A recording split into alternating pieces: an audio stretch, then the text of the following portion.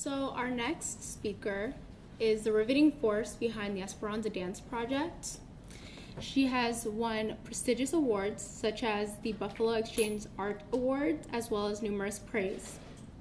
She has become so dedicated to the Esperanza Dance project, a program dedicated to address childhood sexual violence through dance, music, spoken word, and visual arts.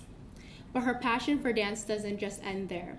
She is actively taught to participants as young as 13 months old to adults ages 60 plus.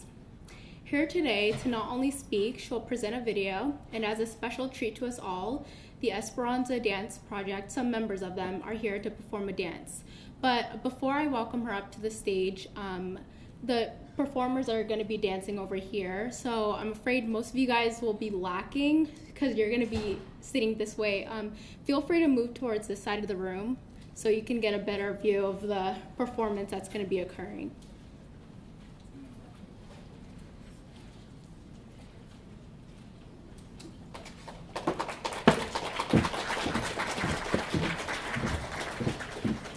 She is the artistic director of the Esperanza Dance Project, as well as the director of the Rincon and University High Schools. So please give a warm welcome to Miss Beth Braun. Thank you so much. Thank you very much. I'm really honored to be here today amongst all of these other amazing presenters, and thank you for staying. It's amazing, we hear over and over throughout our lives that there are no coincidences. And so it is not a coincidence that I'm following Amira. I was sitting listening to her story and just thinking to myself how incredible that she got up here before me to tell her story. So a little bit of what I've prepared to introduce my project.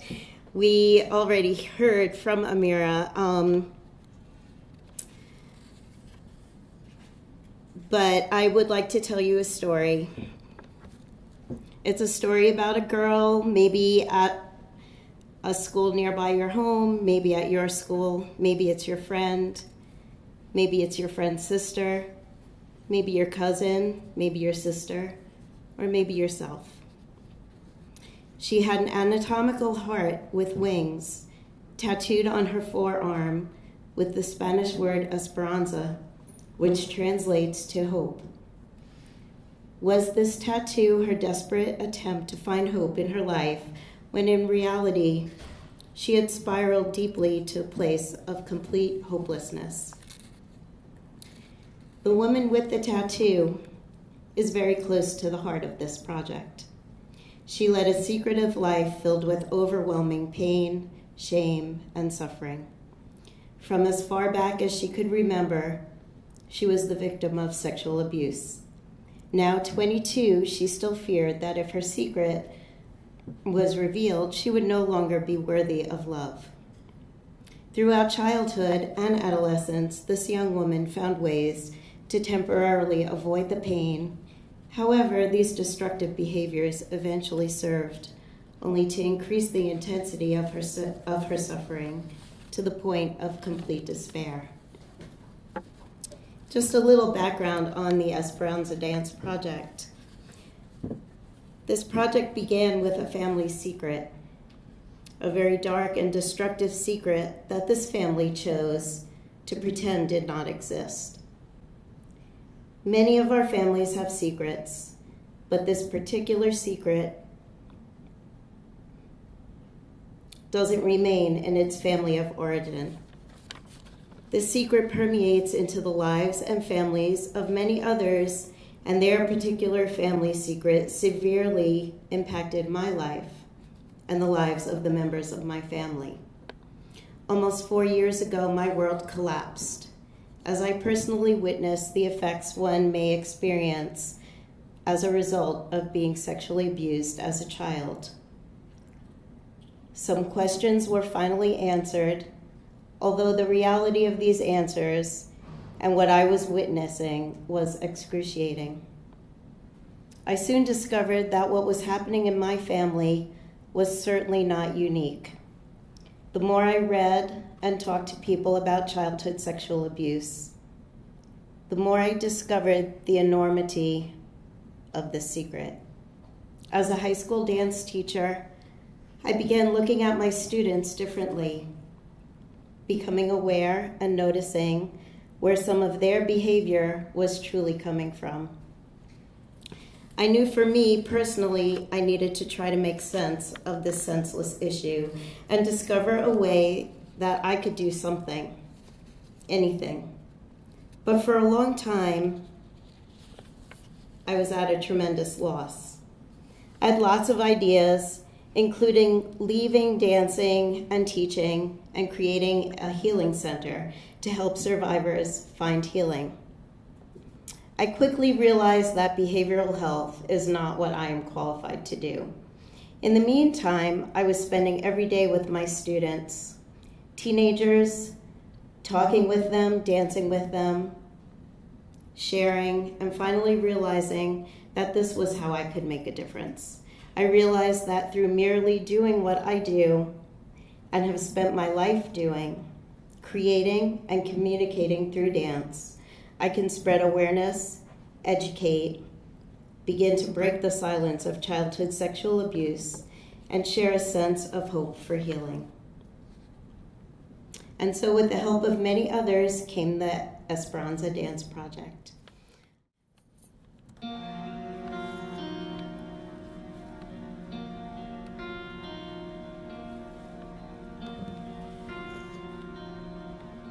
אני הולך לבכות לך, תהיה חזק למעלה.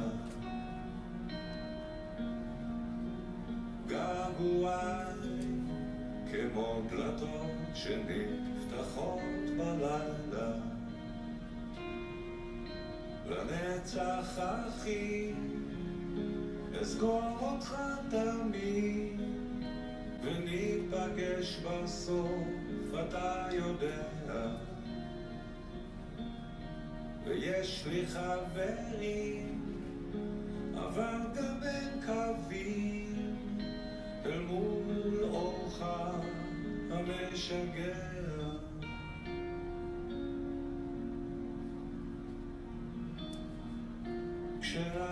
כשעצובים הולכים לים, לכן הים מלוח, וזה עצוב שלהחזיר ציוד אפשר, לא געגוע. לנצח אחי אסגור אותך תמיד, וניפגש בסוף, אתה יודע. ויש לי חברים, אבל גם הם קווים אל מול אורך המשגע. וכמו הגלים אנחנו מתנפצים אל המזח, אל החיים. וכמו הגלים אנחנו מתנפצים אל המזח, אל החיים.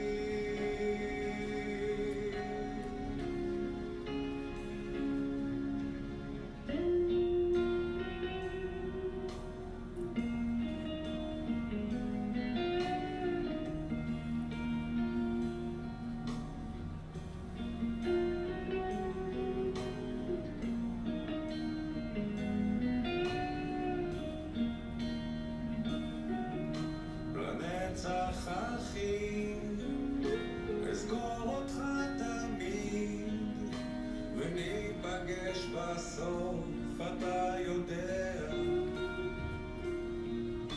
ויש לי חברים, אבל גם הם קווים אל מול אורך המשגע.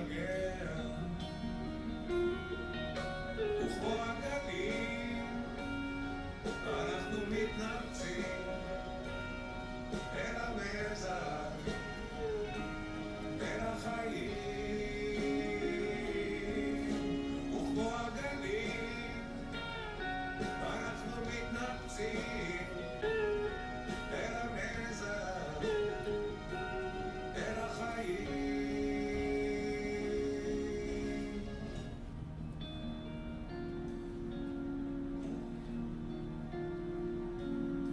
אני הולך לבכות לך, תהיה חזק למעלה.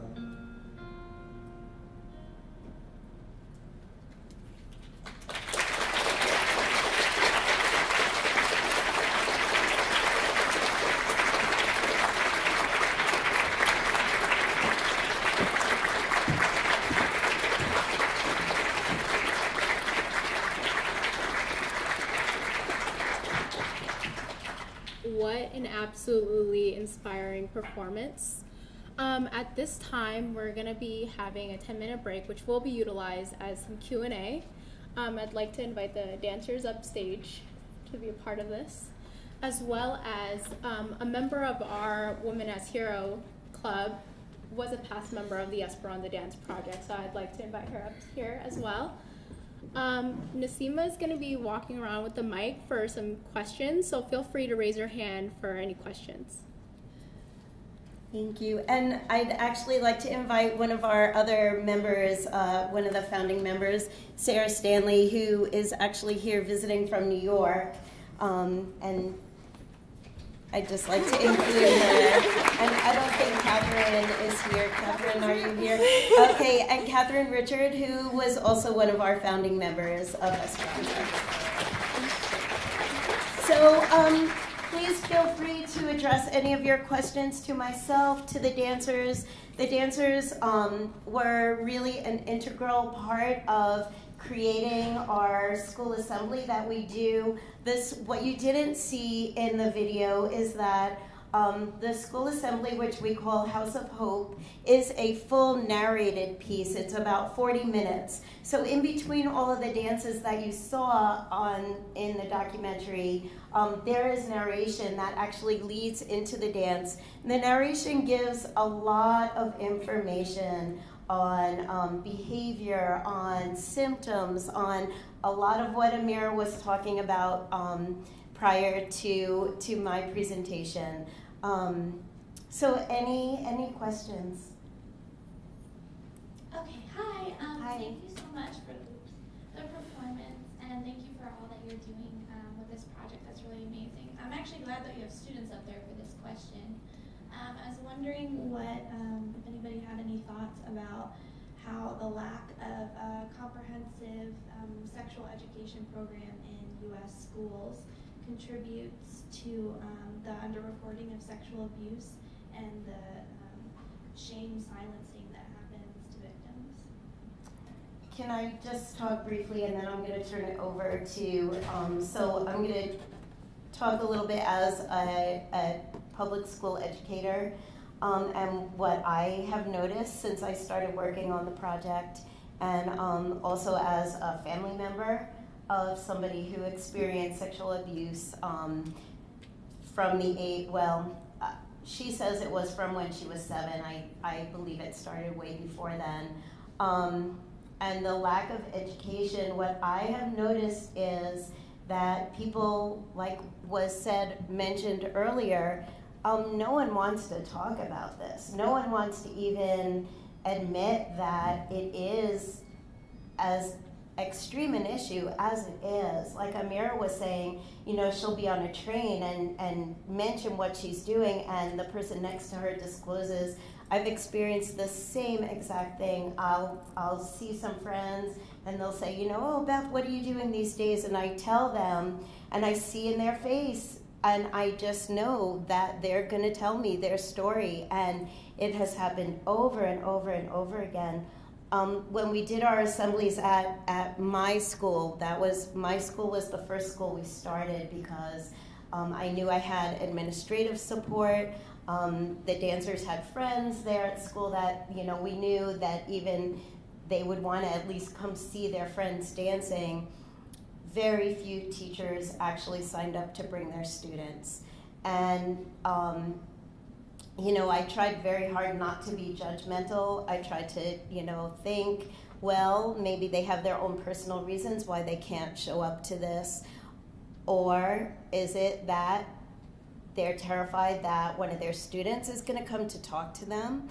Or is it, I really, what I have seen is that there's so much fear surrounding this whole issue, and people do not want to address it. They don't want to believe that it happens in every community, that, people with money experience childhood sexual abuse. There are no boundaries. So that's my perspective. I don't know if anybody. I think it's hard to come to terms with something, and especially hard to talk about something when you don't know what it is. Before being involved with the project, I kind of had this singular view of what sexual violence was. I thought it was just rape, and I had this picture, and that's what, when people talk about sexual violence, that's what they're talking about. It's really a much broader range of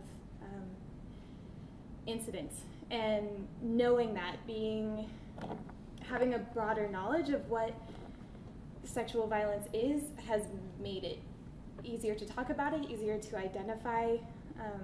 So I think education is incredibly important in that respect, because if we don't know what it is, it's impossible to talk about it. Anybody else?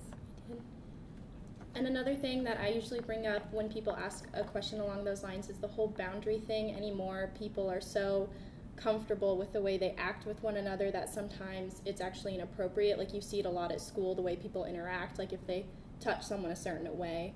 And most people find it funny, but unfortunately that can really trigger someone else. So you really need to be aware of how you interact with others, because that can really trigger someone. So personal space and boundaries in education, of course, yeah.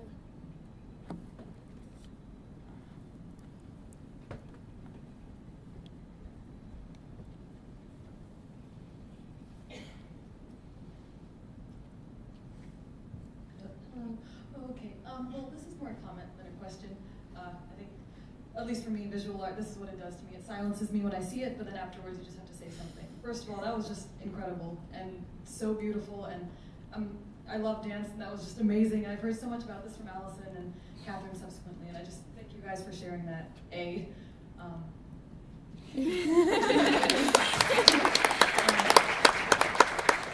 So I know that you guys started in Tucson, specifically at University High School, but I was just wondering, is there any, have you branched out after that? And is there any chance that me, a person who does not live in Tucson, that could, support you guys, get more involved in it, anything of that nature? My goal is that in 5 years we're going to be traveling with this around the country. That's my goal.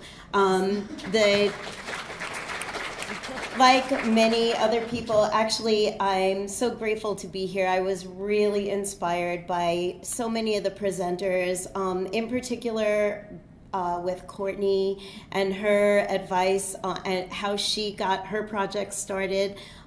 We've been in existence for 2.5 years now.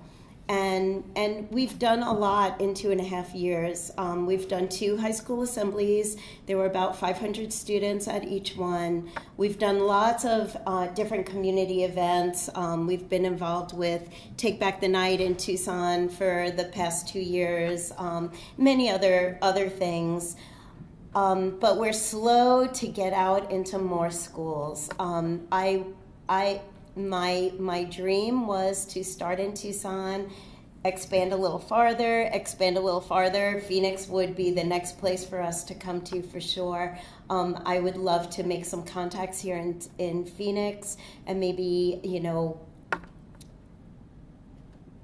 perform our assembly at some high schools or whatever. But that is definitely, that's the goal of the project, is to get the message out as far as I can. That's incredible. Thank you again. That was fantastic. Thank you.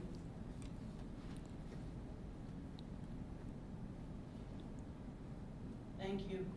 I'm trying to get an image in my mind of how you get students involved. Like, do you say like those who've been, you probably don't say anybody who's been sexually abused, please come to dance. But because it must be really difficult for these kids to walk in and say, okay, I want to dance. And so I'm trying to imagine, how does that happen? So I direct a dance program at 2 high schools that share a campus in Tucson. They're both public high schools. One is called Rincon High School. It's a neighborhood high school. The other one is University High, which is a college prep high school. My dance program is, I have beginning level up through advanced. And when, like I mentioned in the video, when I was putting together the company of dancers to be a part of this project, I invited people.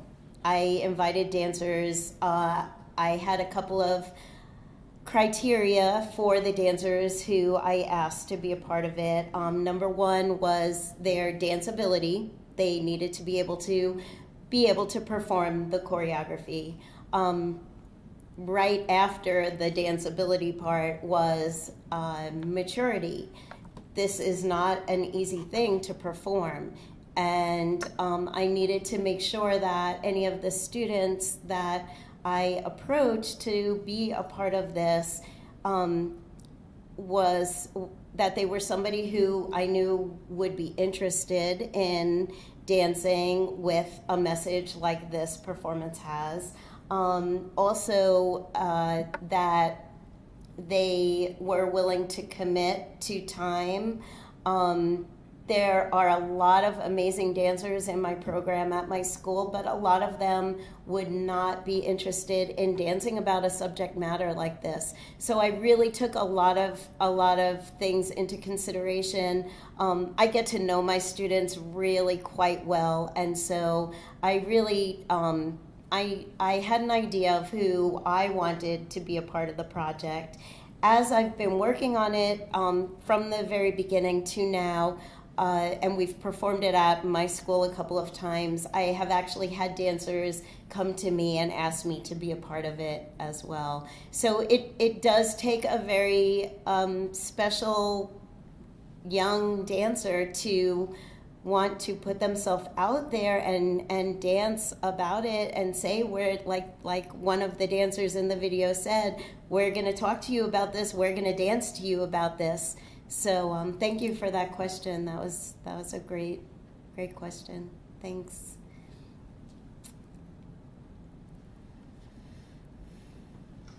Hi, lovely, you guys. Wonderful. I got introduced to Gabriel Roth's work this past summer. I'm not a dancer. If you don't know her work, I could see a really strong connection to what you do. 5 rhythms, and it's a healing process of dance. So you might just look her up, and okay. I could see you expanding to bringing people in to dance with you through that work. Really Does she work with healing, using dance as healing in particular? Yes, I would say she just passed this last October, but her work is still out there on the web, and her music that goes with the dance. And she's got several books. It's fascinating. Thank you. Thank you for sharing that.